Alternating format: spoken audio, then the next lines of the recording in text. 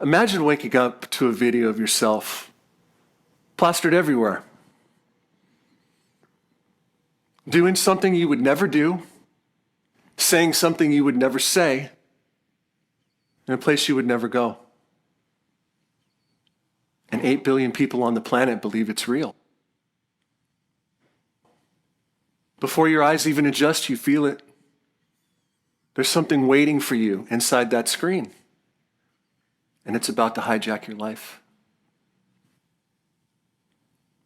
So reluctantly, you press play, and suddenly you come face to face with a version of yourself engineered to destroy you.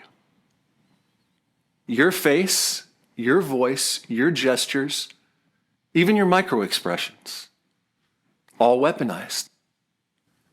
And the part that hits hardest, whoever did this didn't need millions of dollars and a Sony mocap stage.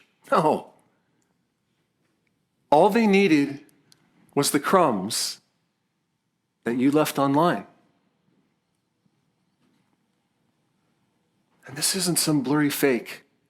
It's you. Sharp, polished, believable. Because these fakes aren't built from imagination. They're built from familiarity. From all those angles that you like to post on social media and you know who you are. From the 3-second clip in your friend's TikTok. From a voicemail you had no idea got saved somewhere.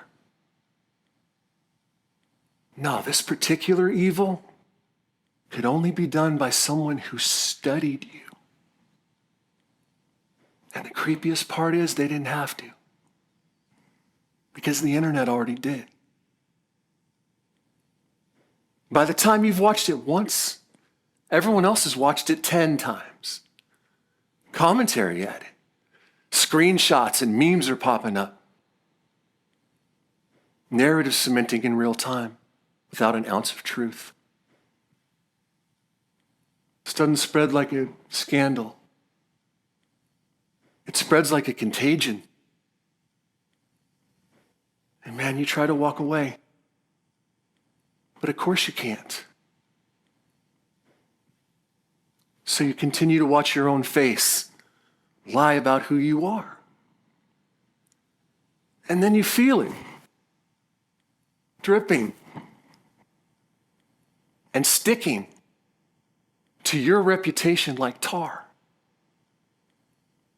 And that's not science fiction, that's yesterday. Then your phone rings. It's your boss, your most valuable client, your mom, your kid. They're all saying the same thing. How could you do this? You've ruined everything. And through the sting of shame and grit teeth, you say the only thing you can say. It's fake.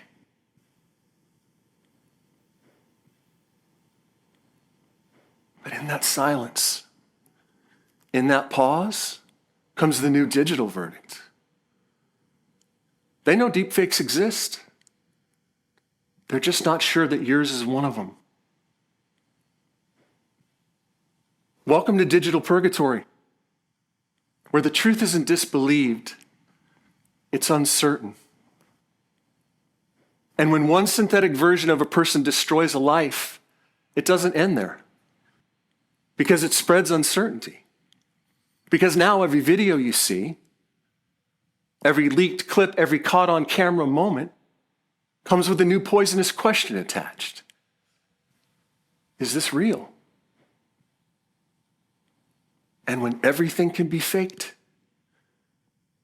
when identity becomes copy and paste, eventually everything will be doubted, especially the truth. Societies don't collapse when lies spread. They collapse when the truth becomes optional. And right now, every one of us in this theater, including myself, is standing on that fault line. Our laws weren't made for this. Our institutions weren't made for this. Our culture certainly wasn't made for this.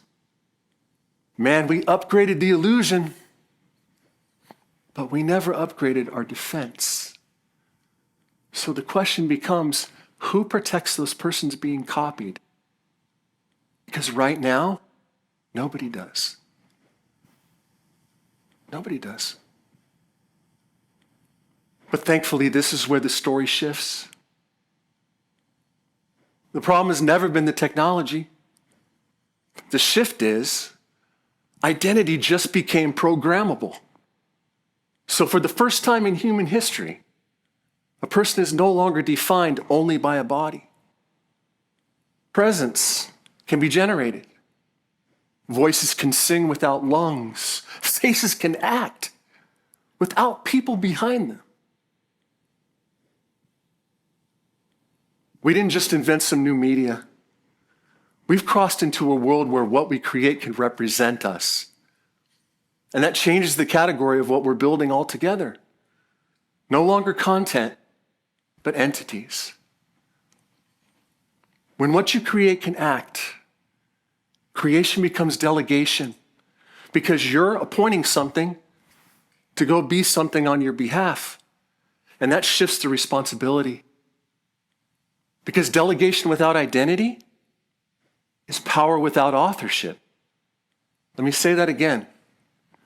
Delegation without identity is power without authorship. That's how reputation becomes fluid. That's how accountability evaporates. That's how harm scales faster than intention. That's the real world we're crossing into. A world where identity is no longer just social, it's infrastructural. And infrastructure always decides who's protected.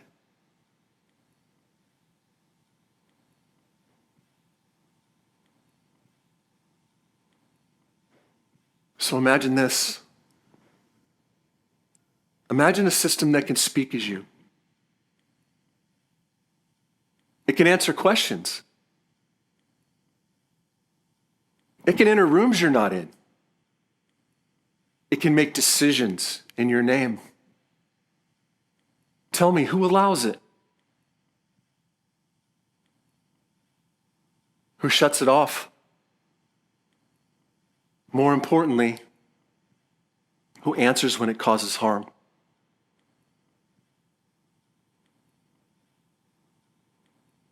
Before this century is over, I believe every one of us will leave behind a version of ourselves that can act without us. Not a memory, not a recording, a presence. Something that can speak with your voice, move with your gestures, and carry your face. And this version of you won't fade. It will not age, it will persist. Which means the most important question we can ask is no longer what can we create, but it's who is allowed to continue as us. Because creation is no longer just about making things. It's about appointing things. And every appointment is authorship. Every delegation is identity. Every system we build moving forward is quietly deciding who gets to wear a human face. So if there's one shift you walk out of here carrying, it's this. Before you trust what something can do, ask who it is.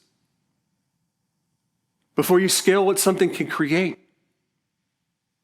ask who's accountable. And before you ever allow something to represent you, decide what is allowed to become you. Because the next generation isn't just going to inherit our technology. They're going to inherit our proxies. And long after we're gone, like it or not, there will still be something moving through the world, wearing our expressions. So from this point forward, the most important design decision we can make is not what our systems can do, but it's who they're allowed to be. Thank you.